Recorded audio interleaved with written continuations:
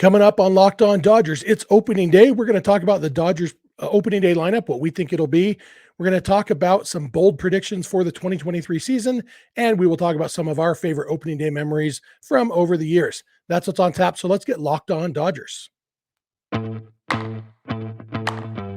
You are Locked On Dodgers, your daily Los Angeles Dodgers podcast. Part of the Locked On Podcast Network, your team every day.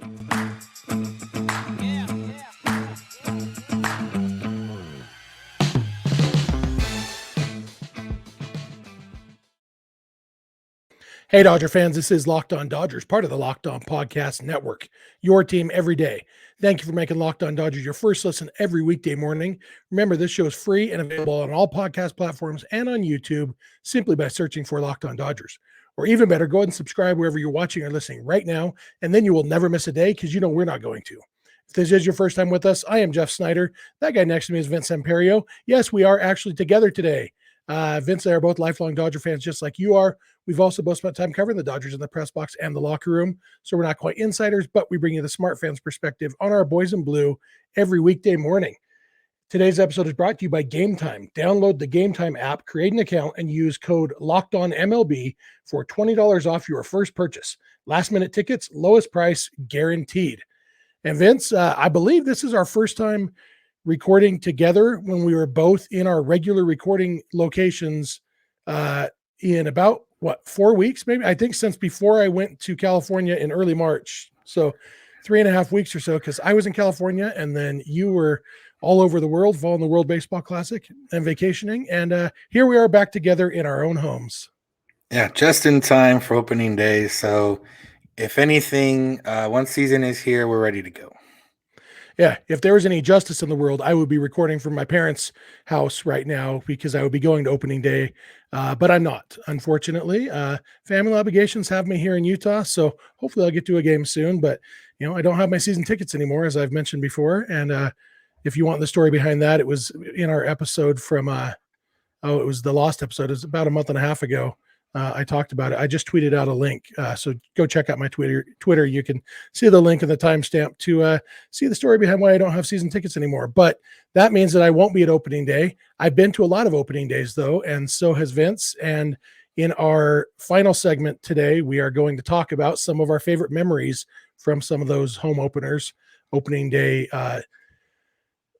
experiences. But first, for this particular opening day, it's kind of interesting because the Angels in the Freeway Series that the Dodgers just concluded, the Angels threw 3 lefty starters at the Dodgers, which meant we got to see their lineups against lefties. But Zach Gallen is pitching for the D-backs today, who's a right-hander. And so the lineup we see today will likely be different than what we saw in the Freeway Series. And so we just want to talk a little bit about what will be the same, what will be different. Obviously the top, I would guess the top 5 will be about the same, with since Will Smith will obviously be in the game. They're not going to actually, maybe that's not as obvious as I think it is. I assume that Will Smith's going to start opening day, even though, I don't remember if Julio's one that prefers Barnes or not. I know Kershaw does, or at least has, but seems like Mookie leading off, Freeman batting second, and then what'd they go? Smith, Muncy, JD. Was that the order they went? Yeah. And that seems likely to stay the same. It's those last 4 spots. And, we know that Miguel Vargas and Miguel Rojas will be in the lineup. And then so we don't know where in the lineup. And then there's 2 other spots that we don't actually know who will play. So Vince, let's talk about that. Let's talk real quick. They went, Smith, Martinez, Muncy. I'm assuming that's because it was a lefty. Oh, okay. Yeah, that makes sense. So the top 5, I think you and I probably both agree: Mookie, Freeman, Smith, Muncy, Martinez. Let's talk next about the 2 spots where we actually don't know who's going to play. Let's figure out the starting 9, and then we can figure out the final 4 in the order. Who do you think gets the start in center field and left field? I think Outman's getting the start in center, and I think they'll go Peralta in left. And I think Hayward and Trace will be coming off the bench if needed. Yeah, that seems, I could see Hayward getting the start over Peralta, but Probably not on opening day. I mean, Peralta came in on a guaranteed contract for whatever it was, $6 million or whatever. Hayward came in on a minor league deal. There's a lot of reasons, even beyond play. And I think that Peralta is probably a better hitter than Hayward right now. Probably not the defender, although Peralta did make a pretty nice play, little shades of the Peralta who used to be a good defensive outfielder. Nothing amazing. It was just a nice running catch in the Freeway Series the other night. And so I have hopes that he will be at least, Jock Peterson-y in left field, where back before Jock Peterson weighed less than I do, or back when he weighed less than I do. He was an adequate defensive left fielder. I think Peralta could be an adequate defensive left fielder. And yeah, I think Outman has definitely earned the start in center field. We've probably said more words about Outman in the last 2 months than any other Dodger, maybe, because you and I have both been hardcore on the Outman train and happy that he got that spot. And Dave Roberts said he wouldn't be on the roster if he wasn't going to get a lot of playing time. And he's the left-handed center fielder. And if he's not going to start against a right-handed pitcher, then who's he going to start against? Yeah, he's on the roster to play, and that's where it comes down to. Jason Hayward had those couple home runs in the first couple weeks of spring, and then after that, didn't really do much else. And Outman, outplayed him, obviously played his way into a role. And I feel at this point, it's his kind of role to lose as the center fielder against right-handed pitchers.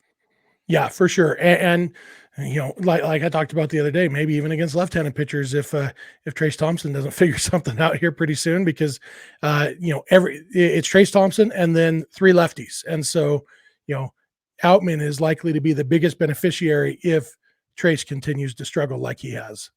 All right. So we know the last 4 guys in some order will be the 2 Miguels and then Outman and Peralta. What order are you putting them in, Vince?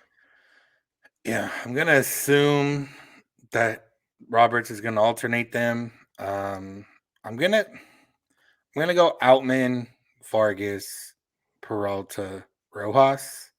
I think Outman and Vargas obviously give you a little bit more thump, a little more potential for thump at the very least. And if you throw Peralta and Rojas in those last 2 spots, it's basically counting on those guys to flip the order around, get back to the top of the order with Mookie and Freddie. And I think, especially with Rojas, a guy that we've seen doesn't strike out much, has hit pretty good with 2 strikes and has a good 2-strike approach. I think he's going to be like that second leadoff that we like to say in that 9th spot. So I could obviously see Peralta going 6 and then Vargas and then Outman, but I think they're going to give Outman the benefit of the doubt just based on what he's done so far. I like your reasoning, although I do think I would flip-flop Peralta and Outman, put Peralta 6th, Vargas 7th, Outman 8th, and Rojas 9th, partly to just, we know Dave Roberts likes the no-pressure approach on the rookies, and so having Outman batting 8th, it's kind of the epitome of no pressure, but also I think Outman is maybe a better bet for a better on-base percentage than Peralta too.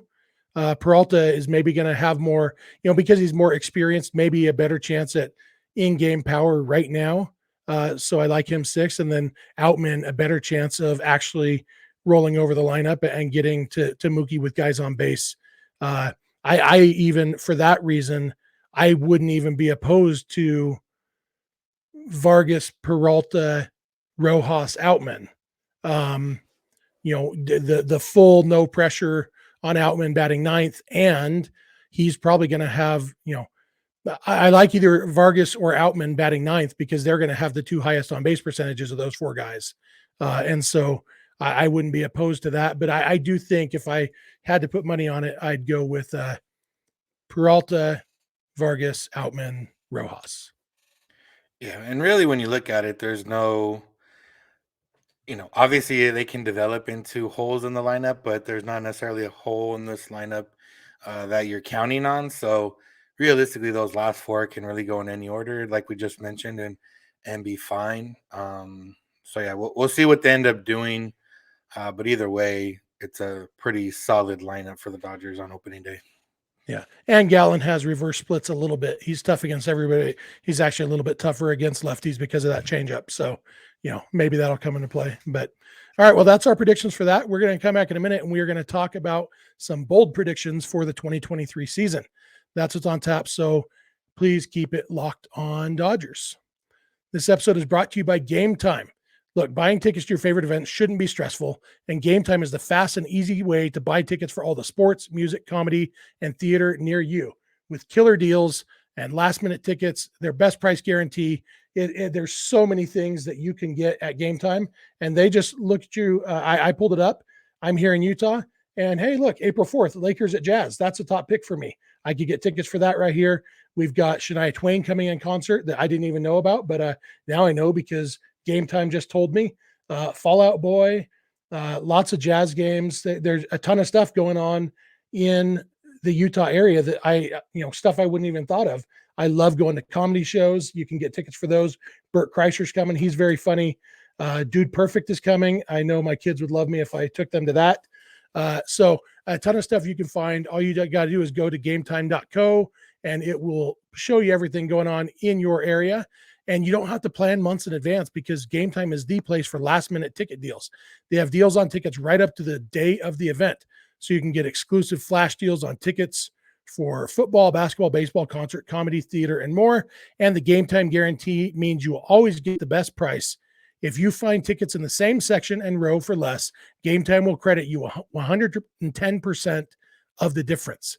So snag tickets without stress with Game Time. Download the Game Time app, create an account, and use code LOCKEDONMLB for $20 off your first purchase.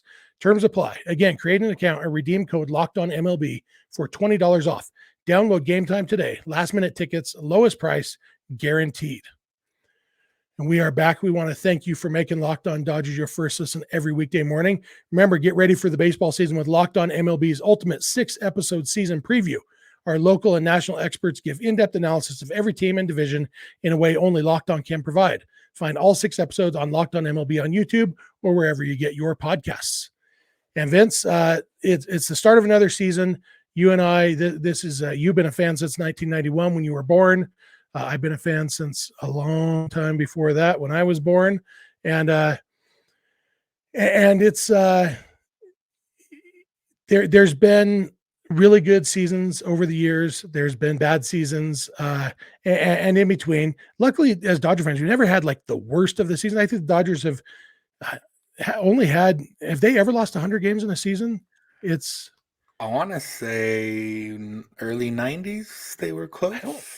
They were close, but we've never been as bad as some of those teams that lose 110 games, 150. Okay, so they've lost 100 games in a season twice, but not since 1908 is the last time they lost more than 100 games. They did lose 99 in 1992. So, but yeah, I mean, other than that, I mean, they've been, and obviously this last decade we've been spoiled. But so we've seen good, we've seen bad. We're going to see some good this year. And Vince, you and I are going to talk about some of the bold predictions. I guess I'm just assuming our predictions are going to be good. Maybe you're going to predict that the Dodgers lose 112 games. That would be pretty bold, but both of my predictions are going to be bold in the positive sense. But Vince, you want to give us your first bold prediction for this year? Yeah, first bold prediction I didn't want to go negative. I think Trayce Thompson not being on the roster by All-Star game would have been if it was like negative, just because. Yeah, although I basically did a whole episode about that the other day, so I don't know how bold that is. Yeah, but I'm going. Bold is hard with some of these guys because you're expecting a lot out of them. But I'll go bold and generally a little bit vague and say that the Dodgers will have a rookie in the All-Star game, whether that's Outman, whether that's Vargas. Rookie of the year is. I don't feel rookie of the year is as bold as All-Stars because it's hard to make an All-Star in your rookie year, more so than rookie of the year. You're only going up against rookies. So yeah, I'll go. Dodgers will have a rookie in the All-Star game. Vargas probably has a better chance just because second base isn't as strong as the outfield is, but Outman could have a hot first start until people start figuring him out. Yeah, I like that one, and that would be very nice. I think my first bold prediction is that Dustin May will throw his first career no-hitter this year. I think he's got the stuff on any given day. Obviously, part of the big issue with him has been having that put-away pitch to keep his pitch count low enough. I doubt he's ever even thrown. Has he ever gotten into the 8th inning of a game in his career? It's, he definitely has never come close to a no hitter. And, but I think he's going to, I don't think pitching complete games is going to be something he does regularly, but I do think he's going to put it all together for one game. He's got no hit stuff, and it'll be late enough in the season where he's stretched out. They're not concerned about, pitch count and stuff. And so let's say mid-July, his last start before the All-Star break, so they know he's going to have a little bit of extra time before his next start. So that they're comfortable letting him throw 108 pitches to get his no hitter, which is what he's going to need. And I guess I'm getting really bold when I'm down to the date and the number of pitches. But yeah, I don't think he's ever even gotten into the 7th inning of a game before. But yeah, Dustin May, last start before the All-Star break, 108 pitch, no hitter, 1 walk. That's the only thing keeping him from a perfect game. I like that. I might have to go to all Dustin May starts this year just for that. Yeah, or at least the one right before the All-Star break. Yeah, there we go. All right, bold prediction here. I'm gonna go with, had a couple in mind, but I'm gonna go with the Dodgers are going to be similar to that 2019 team. Whatever team had a lot of walk-offs, the Dodgers are going to have double-digit walk-offs this year because they're not going to be as dominant as they were in past years. They're going to be in a lot of close games. Their bullpen's going to keep them in a lot of those games, and they're going to have that. They're going to make the new lights at Dodger Stadium flicker a lot during the regular season. They're going to have double-digit walk-off wins. Okay, I like that. Yeah, that was 2019 because that was the rookie walk-off weekend and all that. So, all right, my second one. This one. Basically, the summary of this prediction is I'm going to cry a lot on a particular day in October. The Dodgers are going to win the World Series, and during the post-game exercises or shortly thereafter, Clayton Kershaw will announce his retirement, going out on top. I love half of that prediction, and I hate the other half, but I do think if the Dodgers win it all, especially if Kershaw pitches well and is a big contributor to that, there's not much reason for him to come back and play another season. Maybe he doesn't announce it until the parade, but sometime shortly after the Dodgers win the World Series in 2023, Clayton Kershaw will announce his retirement. Yeah, I feel like he would have well, for the fans' sake, I feel like he'd have to announce it before the parade so we can give him the extra showering. But knowing Kershaw, he probably would wait till after everything. Yeah, but I mean, announcing it at the parade, because it's not like there's going to be more people showing up because of that. I mean, wherever they have the parade, it's going to be packed to the gills anyway. So, yeah, I mean, that's true. So, yeah, I mean, I'm down with that prediction. It's one of those where, yeah, it would suck to lose Kershaw, but it kind of would make sense in a lot of ways. The Dodgers win it. First of all, that clears a lot of things out of the way, but also kind of clears the rotation a little bit since the Dodgers will have, Gavin Stone, Ryan Pepiot, Bobby Miller coming up next year, or the year after. And, you can only Kershaw, they'll carry him as long as he's good or as long as he's still going.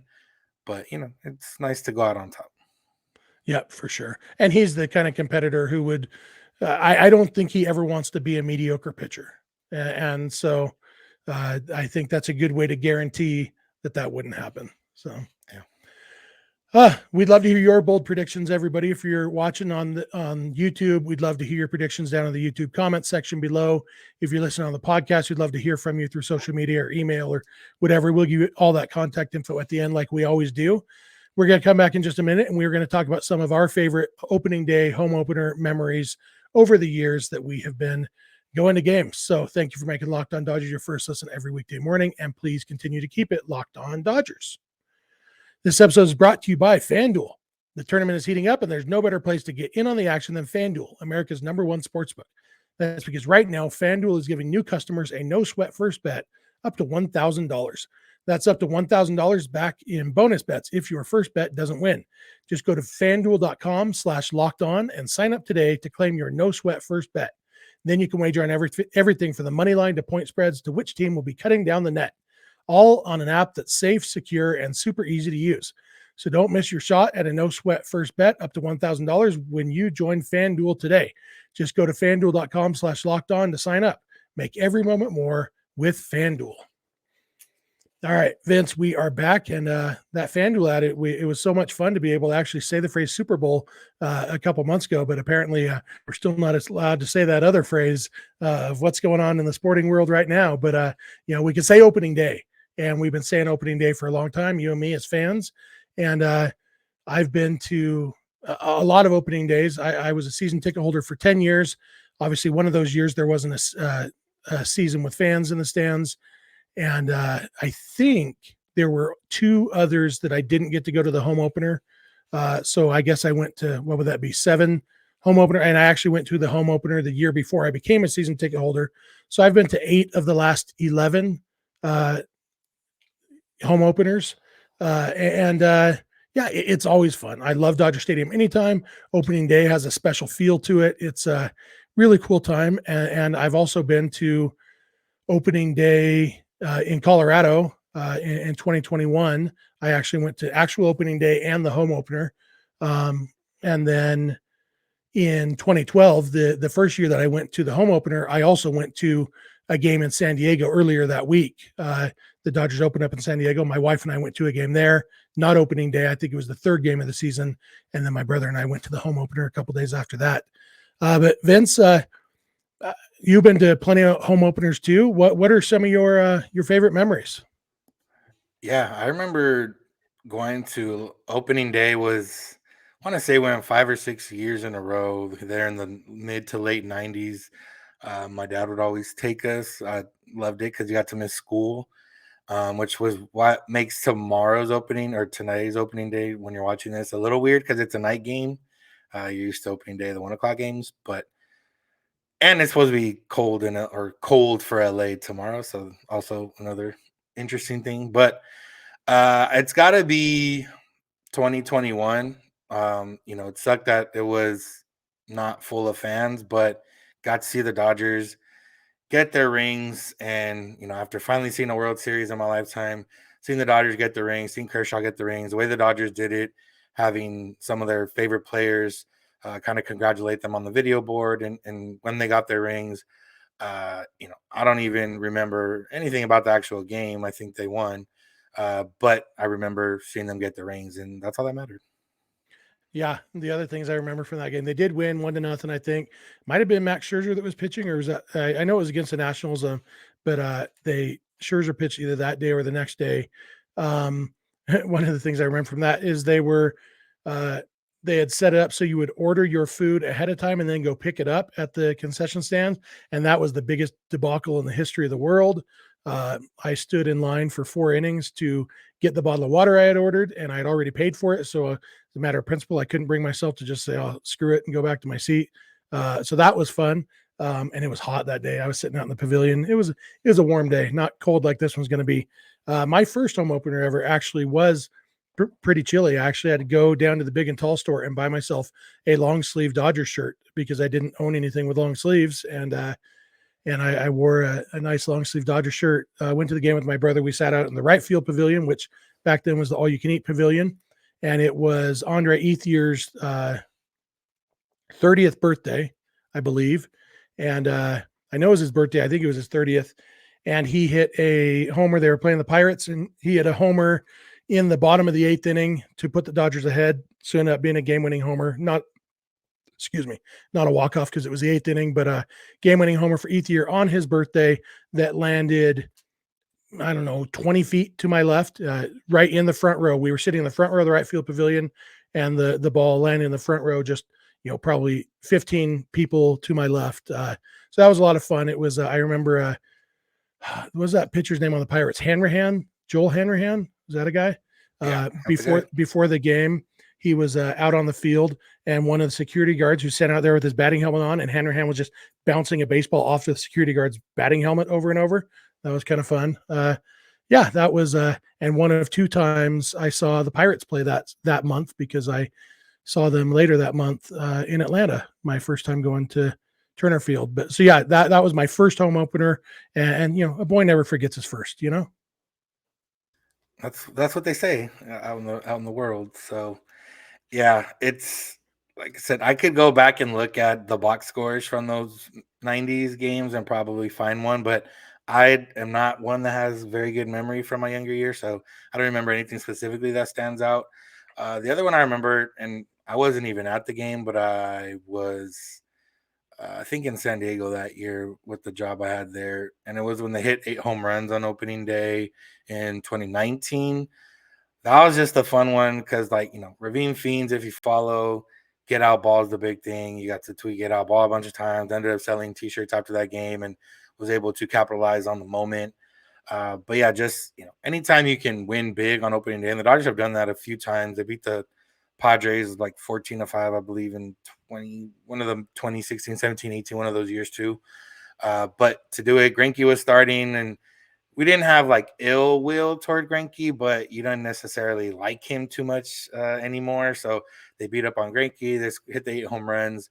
It was just a fun way to start the year. And I remember after that, because my mom had went to opening day in San Diego for the Padres, and then we went to go eat boiling crab after, and I love boiling crab, so that made it a pretty much great all around day. Yeah, I was at that 2019 game with the 8 homers, and that kind of kicked off Cody Bellinger's MVP season. He hit 1 homer. I think Jock and somebody else hit 2 each. Seager, maybe? Kike and Jock hit 2. Kike and Jock. And yeah, and then Cody and Seager, and even Barnes hit 1 that night. We saw Russell Martin pitched for the Dodgers that night, and the D-backs backup catcher pitched for them. So it was a battle of backup catchers by the end of the game. And yeah, it was a fun game. And then on the way home, I listened to Dodger Talk, as I do on the way home from games, because I'm a glutton for punishment sometimes. And Felix from Riverside called in to Vassay to complain that the Dodgers were too dependent on the home run. And I never have been able to find that Felix from Riverside guy, but man, I hope he has figured out a way to enjoy things once in a while. I actually looked a couple of years ago, and the archives of Dodger Talk, they have gone through and taken out the call from Felix from Riverside from that episode. So it only exists in my memory, but actually that was the first week that you and I were doing Locked On Dodgers 5 days a week. And I actually did an episode talking about how home runs are actually a good thing, because you get a run every time you hit a home run, and all based on Felix from Riverside's call. The other one that really stands out to me as not just one of my favorite opening day moments ever, but one of my favorite Dodger moments ever, was my first game as a season ticket holder, April 1st, 2013. Dodgers against the Giants, Clayton Kershaw on the mound against Matt Cain. Pitchers duel, scoreless into the 8th inning.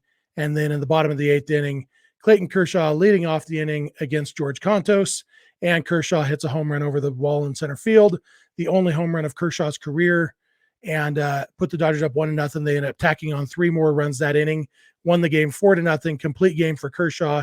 And just, he was already my favorite player by that point.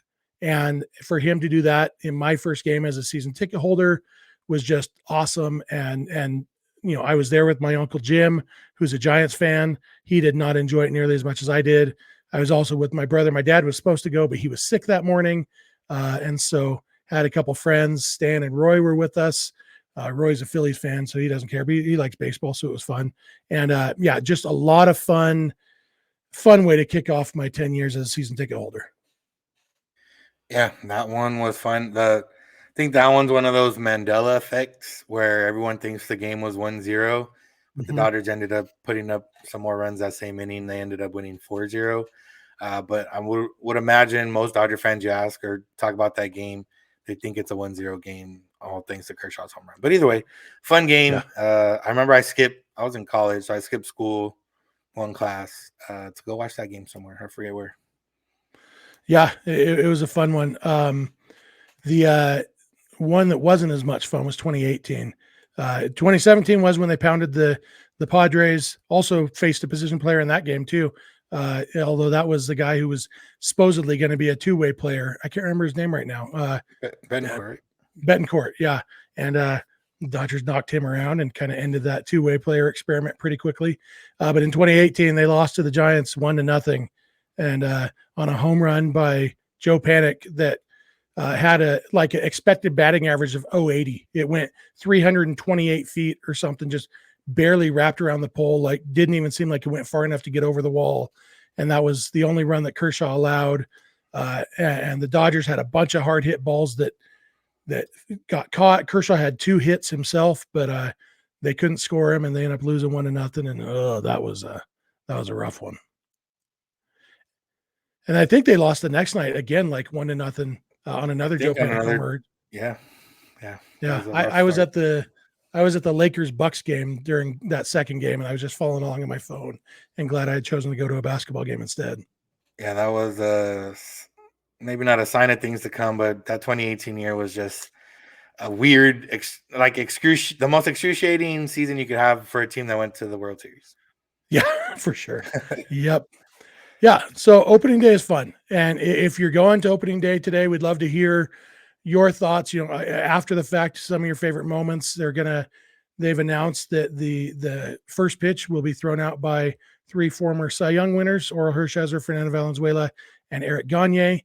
And they will be throwing to Mike Scioscia, Dave Roberts, and somebody else. I forget who. Is it Steve Yeager? Maybe. Yeah. So that'll be fun. Eric Gagne doesn't show up at Dodger Stadium a lot these days, but it's always fun when he does. And obviously it's going to be a big Fernando season. It's kind of the year of Fernando. And so it makes sense that he's involved in that. Rick Dempsey. Rick Dempsey. That's right. Okay. Which makes sense. Probably Fernando throwing to Scioscia and Oral throwing to Dempsey. But yeah, it's going to be Dodger Stadium. They always put on a good opening day. There's the new lights that they had a little tweet with the video of the new lights in action. Looks like that'll be fun. I hope they don't go overboard with that. But it definitely, better lights is always a good thing, especially if they don't go out during the game, which Dodger Stadium lights have sometimes been known to do. Should be fun. We'd love to hear from you. Vince, you'll be there, right? I will be there. Yes. You there as media or as a fan? I'll be there as media to get in early and get free parking, and then I'll be a fan during the game probably. Yeah. Vince will be wandering the stadium, so be sure to say hi to him when you see him. I will be there in spirit. I'll be watching on TV and enjoying it, and hopefully get back to the stadium soon. Vince, you got anything else for our opening day extravaganza episode? No, I'm excited. Opening day is always a fun time. This year, we've talked about this a lot, even though, it was maybe not the best offseason or a little bit weird offseason what we're used to. I'm really excited about this season coming up and seeing what these guys can do. I am too. I'm super excited, and in a way, the lack of expectations is even more exciting. It'll be Dodgers don't get to be underdogs very often, and that'll be fun. They're not major underdogs, but I think they are a little bit. If you watch yesterday's episode, underdogs compared to the big market Padres. My roundtable episode yesterday, everybody in the NL West except for Ben Kaspick of Locked On Giants picked the Padres to win the division, and even Ben only picked the Dodgers because he didn't want to anger the karma gods or anything by picking against the Dodgers. So he was trying to reverse jinx it or whatever. So yeah, I mean, Dodgers are the underdogs and should be fun. And like I said on yesterday's episode, they're going to beat the Padres by 6 games this year. So that's better than 22. It's more exciting. Not better overall, but it's more exciting at least, and maybe a little more stressful, and all of that's good. So that's going to do it for us today. We will be back for one more episode this week, talking about opening day tomorrow. And so thank you again for making Locked On Dodgers your first listen every weekday morning. Now for your second listen, check out Locked On Fantasy Baseball. Win your league by listening to Matt and Dom every day as they bring you the best fantasy draft strategies. Find Locked On Fantasy Baseball wherever you get your podcasts and on YouTube. Part of the Locked On Podcast Network, your team every day. If you're not watching and listening to Locked On Dodgers every weekday morning, we would love if you add 1 or 2 days a month to your rotation. If you haven't subscribed, please subscribe on YouTube, on podcasts. On YouTube, hit the little notification bell so you get notified when there's a new episode. We would love to share all these episodes with you. We will be here every Monday through Friday, all throughout the season, just like we are all through the off season. And so we will always have what you want to hear about the Dodgers every weekday morning. So check it out. You can follow us on Instagram and on Twitter at Locked On Dodgers. Vince is on Twitter at Vince Semperio. I am on Twitter at Snydog, and the DMs are open in all of those places. You can also email us, lockedondodgers@gmail.com, or you can send us a voicemail or shoot us a text message at 323-863-LOCK, 5625. We are here every weekday morning, and we hope you'll be here with us. When you get in your car or sit on your couch, tell your smart device to play podcast Locked On Dodgers. And remember, you don't have to agree. You just have to listen. We'll talk to you tomorrow. Have a good one.